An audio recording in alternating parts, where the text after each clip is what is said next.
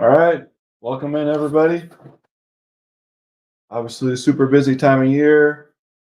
I know that a lot of directors have gotten questions around the new pro tours, and so I want to stop in here and offer some answers to some of these questions. I'm going to wait here just a minute, let some people join in.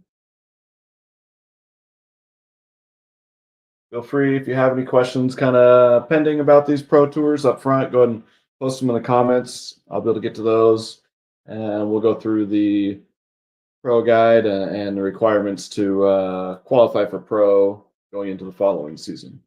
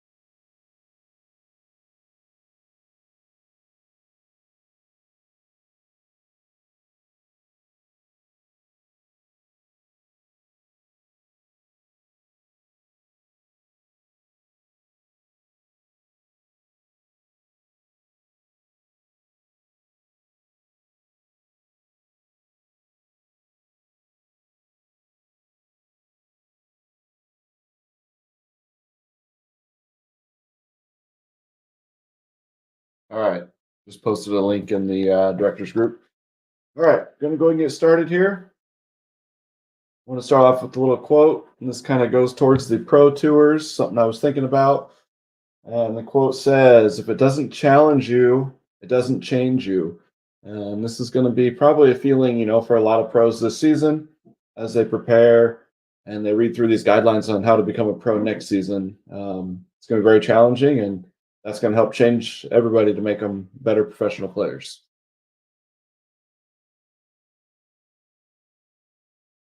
All right. A couple of the tours I want to talk about today. There is going to be kind of four outlined ACL Pro Tours going forward, starting with this season and of course rolling into next season.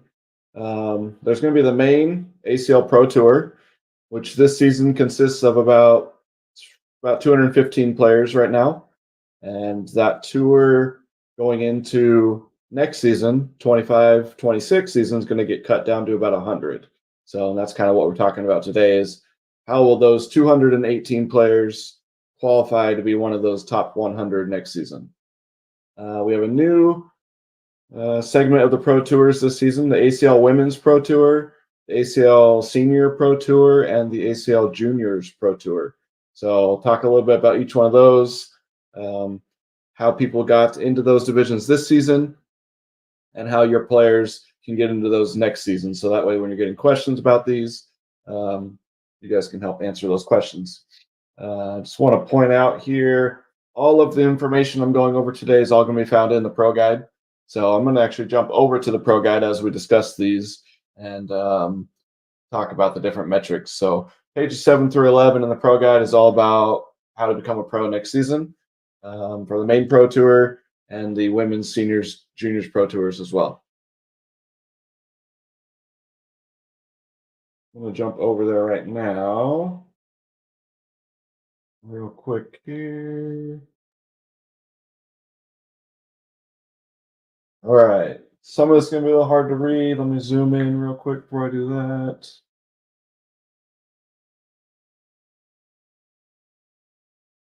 Oh, it's not going to let me zoom here.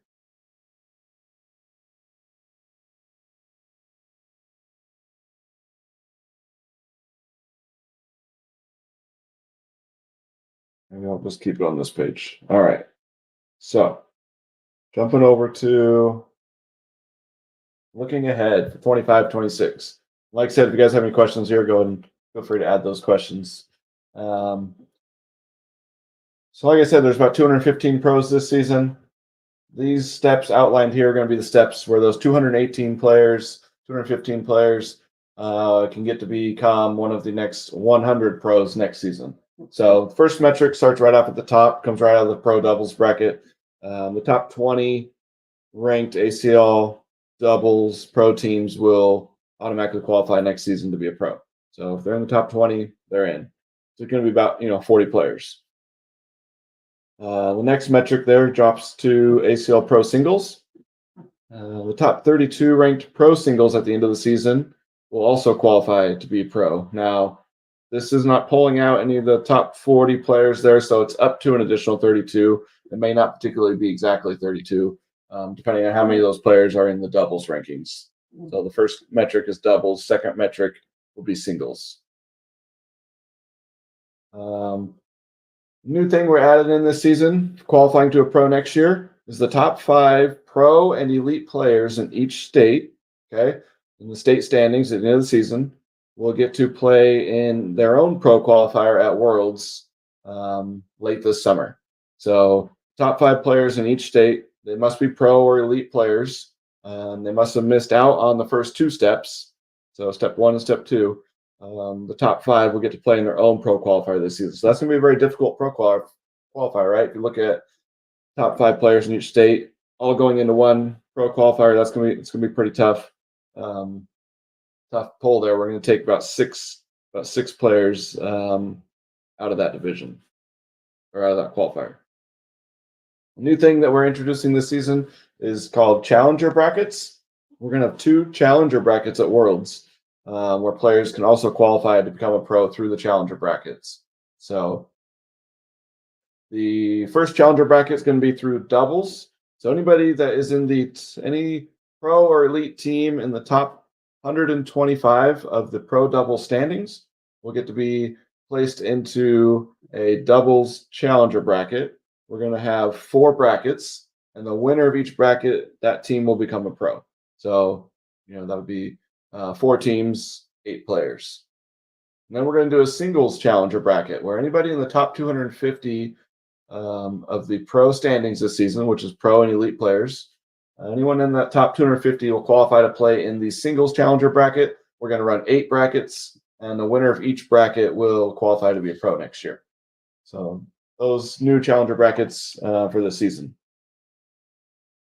Then there's a little blurb here, number 6.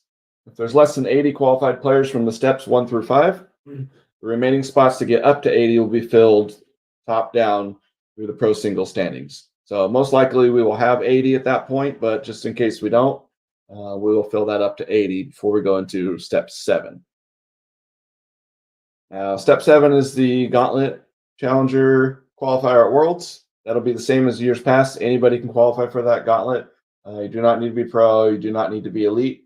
Anybody can play in that gauntlet qualifier. So we're going to take 16 players out of the gauntlet this season. That gauntlet will happen after the state qualifier and after the challenger brackets. So if you get through those first, you do not need to play in the gauntlet. And after that 16, we'll have sponsor exemption spots. Could be cut down to 4 this season. So there's a little bit more than 10 offered out this season. We're going to cut that down to 4. And then we should be at 100 players. If for some reason we're not at 100, steps 1 through 7 there, we're going to go and fill that up to 100 from the pro single standings. So if you guys have any questions about that stuff up front, anything you want to ask, go and throw it in the comments. I'll be able to jump to that. That's covering how to be an ACL pro for next season.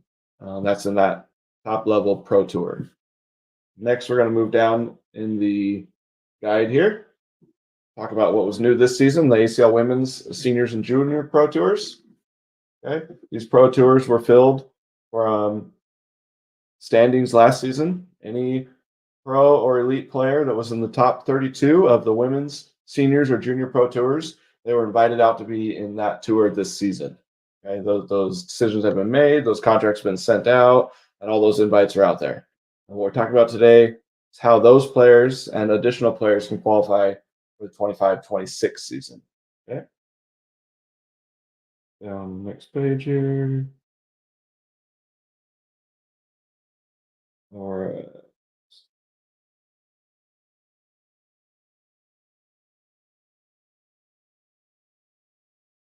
this talks about what we're doing this season, and then jumping ahead, looking ahead here for 25-26.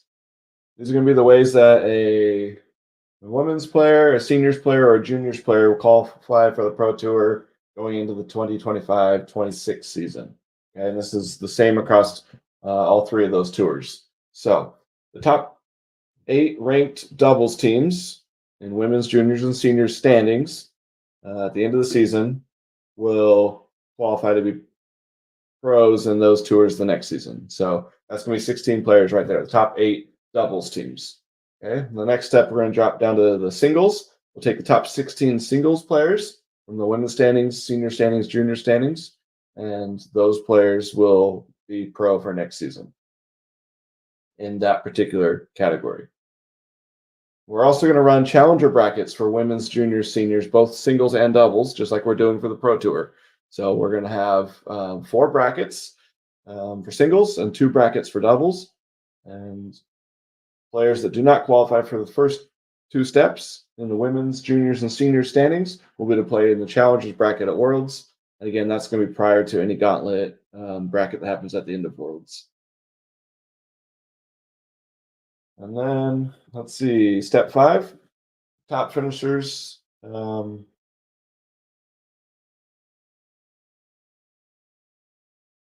the pro qualifier.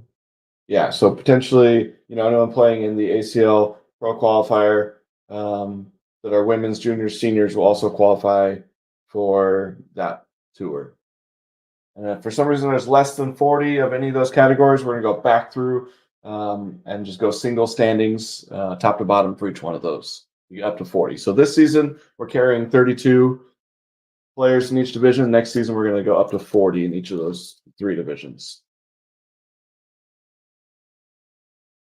Jump back over here, back to my slideshow. I haven't seen any questions coming yet. A couple questions I got early on this season as we go into open number 1. Can elite players play in tier 1 open advanced singles? And now when I say elite, I'm talking about diamond membership players, which would be these pro tour players. And so the answer is no. Any contracted player will be playing in the pro and elite brackets that opens this season. And the next question I've got quite a few times: can non-ACL women's pro tour players play in the women's division at opens? And the answer to that's yes. So we're running women's, juniors, and seniors just like last year at every open, except this year we're going to add doubles. So we have singles and doubles this season. And anybody can participate in those if they fit that category. The difference is those pro tour players will be qualified to play in the signature events in the spring, which will be worth more points. Now, in these opens is when the elite players can qualify to get into those signature tours.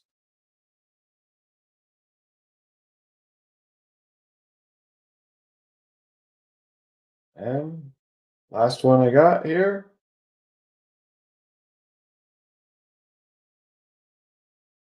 Questions? Anybody? Throw them at me. This is quick. Covered it in 16 minutes. The big thing I pull away from this is, just jumping into that pro guide and kind of reading. They laid it out really clear in the steps. I know with the tours being new this season, there's a lot of questions around it. Players coming to your events, maybe if you're running regionals, or people talking about maybe the opens coming to your area. We've been having a lot of questions around these different pro tours this season. So please feel free to reach out, ask any questions that you have about these pro tours, and we'll get you an easy answer.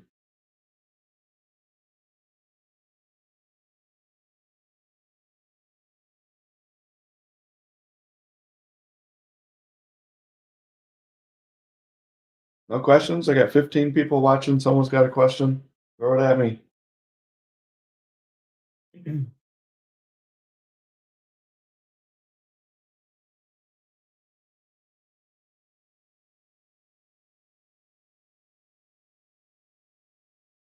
Any questions around the women's tour? Challenger brackets? All right, Johnny, let's ask it. Let's go.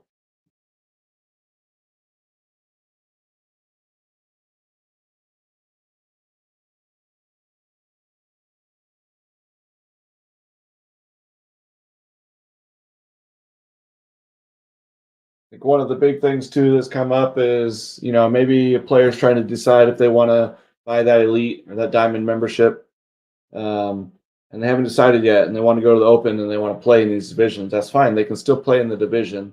However, if they're trying to qualify for the signature events in the spring, they would have to be an elite player at the time of the event they play in. So if they're going to go to Open One, play in women's, and let's say they finish top four or top five, right? Play really well. Unless they're an elite player, they're not going to be qualifying for the women's at the signature event. So that's going to be key for them earning points. Those signature events, those points are worth, um, four times what an open is. So qualifying for those signature events is going to be very important for the standings. Yep, go ahead, Johnny. Ask that question if it's nothing to do with today. Let's hear it.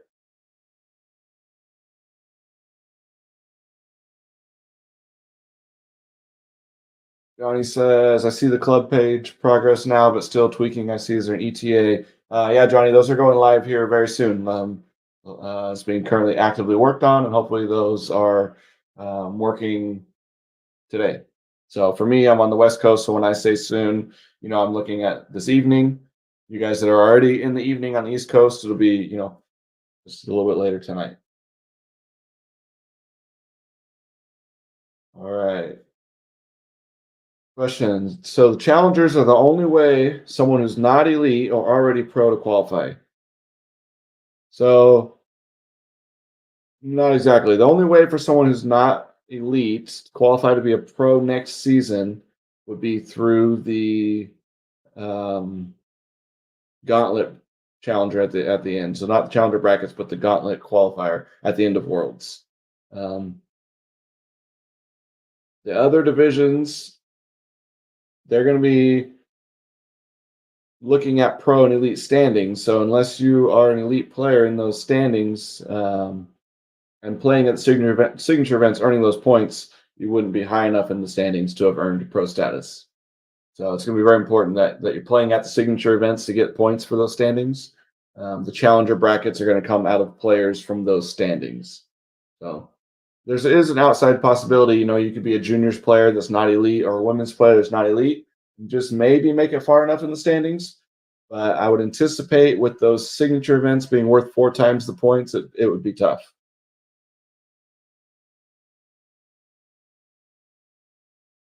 Okay, got another question, Scotty. What about juniors that are already pro? So juniors that are already pro, they've qualified for both. So if you're playing in the Pro Tour, you've qualified to be in the Juniors Pro Tour. And looking ahead to next season, depending on where you're at in each of those rankings, will determine where you'll play next year. So juniors going into 25-26, the ACL Pro division is going to keep about four of those players for next season. So the top four juniors, if they get in through double standings or they get in through single standings, those four players will remain ACL Pro. And then we'll drop down to the next level, which is the ACL Juniors Pro Tour, where we'll look at the standings there. And that one will be the top 40 in the juniors standings for Elite and Pro. So if they don't make it the top four of the pro standings, they'll need to be the top 40 of the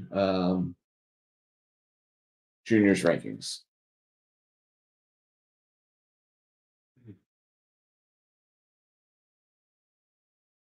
Show that one here.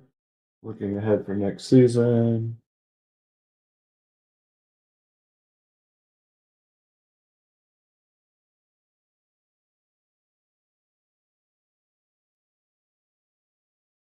So those rankings will be right here. So the top 8 ranked doubles teams, top 16 ranked singles players, and then the challenger bracket winners will be getting into pro next season. So if you miss out on the top 4 spots for juniors at the pro tour, you have to fall into one of these first few steps right here.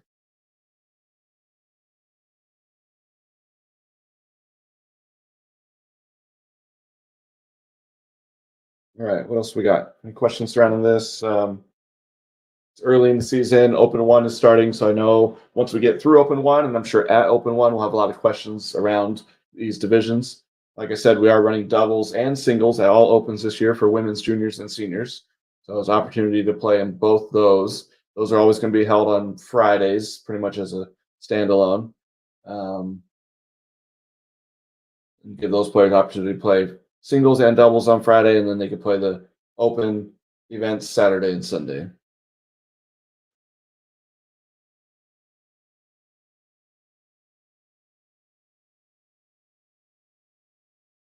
All right. No more questions coming through. I think I'll probably go ahead and get ready to cut it off here. And if you guys have any questions that pop up or players asking you questions at your events and you don't think you have the answer, first I'd say jump into that pro guide and kind of read through that with them. And if you don't get an answer through that, just feel free to reach out and I'll get you an answer. All right. Thanks, everybody.